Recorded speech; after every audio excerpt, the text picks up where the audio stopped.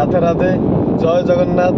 ଜଗତର ନାଥ ଜଗନ୍ନାଥ ସେଇ କାଳିଆ ସାଆନ୍ତ ମହାପ୍ରଭୁ ମହାବାହୁ ତାଙ୍କୁ ଦେଖିଦେଲେ ସତେ ଏମିତି ଆନନ୍ଦ ଲାଗେ ମୋତେ।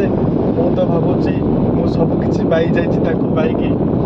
ମୁଁ ଓଡ଼ିଆ ପୁଅ ଆଜି ନିଜକୁ ଗର୍ବ ମନେ କରେ।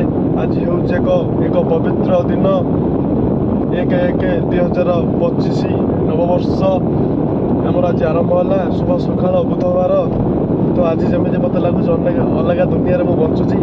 ଆଜିର ଯେଉଁ ଆମର ଯେଉଁଟା ହିଁ ମୋତେ ଫିଲିଂ ହେଉଛି, ମୁଁ ତ ଭାବିଛି ଆଜି ଗୋଟେ ନୂଆ ଦୁନିଆରେ ମୁଁ ବଞ୍ଚୁଛି। ସେଥିପାଇଁ ସାଙ୍ଗସାଥିମାନେ, ମୋର ଭାଇ ଭଉଣୀମାନେ ଓ ମୋର ଗୁରୁଜନମାନଙ୍କୁ ଦିଲ୍ସେ ହାପି ନ୍ୟୁ ଇୟର୍। ତ ଆପଣଙ୍କର ଆଜି ଦିନଟା ବହୁତ ପବିତ୍ର ଦିନ। ଆପଣଙ୍କ ନିଜ ବାପା ମାଆଙ୍କ ସହିତ ଏବଂ ଭାଇ ଭଉଣୀ ସହିତ ଆପଣଙ୍କ ରିଲେଟିଭ୍ ଆଦମୀ ଲୋକ ସହ ଦିନଟା କାଟନ୍ତୁ। ମୁଁ ଭଗବାନଙ୍କ ନିକଟରେ ପ୍ରାର୍ଥନା କରୁଛି, ମୋର ଜୟ ଜଗନ୍ନାଥଙ୍କ ନିକଟରେ, ମହାପ୍ରଭୁଙ୍କ ନିକଟରେ ପ୍ରାର୍ଥନା କରୁଛି ଆପଣଙ୍କର ଦିନମୟ ଆଜି ଶୁଭ ହେଉ, ମଙ୍ଗଳମୟ ହେଉ, ଚଲାପଥରେ ଫୁଲ ଫୁଟିଯାଉ। ତ ଏତିକି କହୁଛି। ଆମର ଓଡ଼ିଶାର ମୁଖ୍ୟମନ୍ତ୍ରୀ ଶ୍ରୀଯୁକ୍ତ ମୋହନ ଚରଣ ସାର୍ଙ୍କୁ ମୋର ଦିଲ୍ସେ ହାପି ନ୍ୟୁ ଇୟର୍ ଏବଂ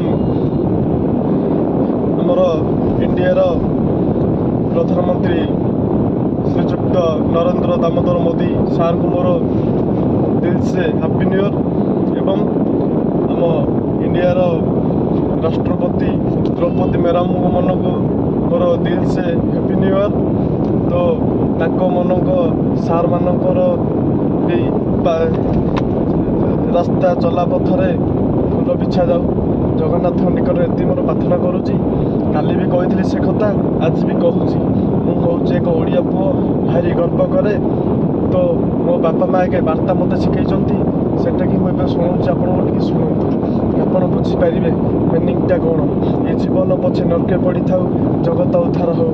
କାହିଁକିନା ଏ ହେଉଛି ଆମର ଏ ଜୀବନ ପଛେ ନର୍କେ ପଡ଼ିଥାଉର ମାନେ ହେଉଛି ମୋ ଜୀବନ ପଛେ ନର୍କେ ପଡ଼ିଥାଉ, ମୁଁ ଜଗତ ଉଦ୍ଧାର କରିବି।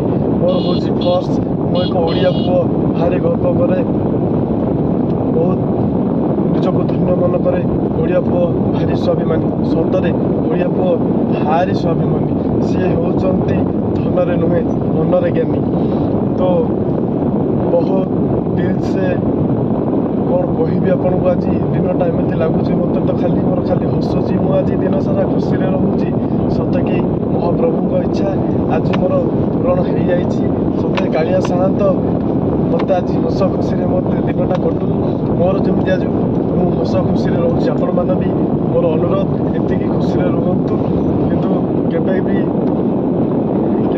କଳି କଜିଆ ଝଗଡ଼ା କରିବେ ନାହିଁ। ସମସ୍ତେ ହସ ଖୁସିରେ ମା ଭଉଣୀ ଏକ ହେଇକି ରହିବା ଆମେ। ତ ଆମେ ଦେଖ, ଆମେ ଯଦି କାହାକୁ ଟଙ୍କାଟେ ସାହାଯ୍ୟ କରିପାରିବାନି ତ କେବେ କାହାକୁ ଆମେ ଆଠେଣ୍ଡେ ଲସ୍ କରିବା ପାଇଁ ଚାହିଁବାନି। କାହିଁକି